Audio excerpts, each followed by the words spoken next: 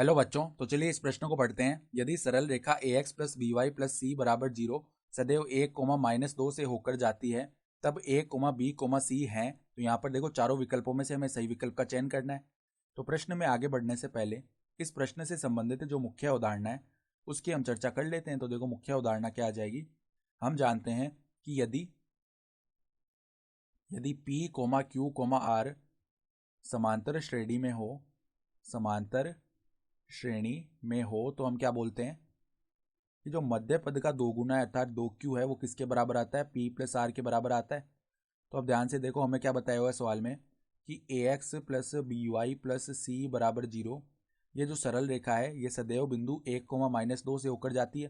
तो अगर ये इस बिंदु से होकर जा रही है तो ये बिंदु इस बिंदु के निर्देशांक रखने पर संतुष्ट हो जाएगा ना रेखा का समीकरण, यानी कि a गुणा में 1 प्लस में b गुणा में -2 प्लस में c बराबर में आ जाएगा 0।